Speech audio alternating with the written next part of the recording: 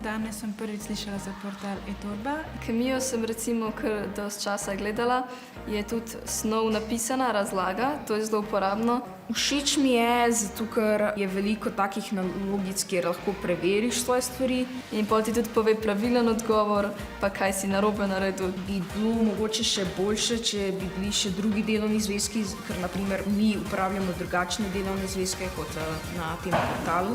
Učbenik za šport me je zanimal, ker v šoli nimamo učbenika za šport in me je zanimalo snov. Interaktivno in se mi zdi to boljše, pa bliže je naši generaciji, ker smo še tako zelo veliki na elektronskih napravah.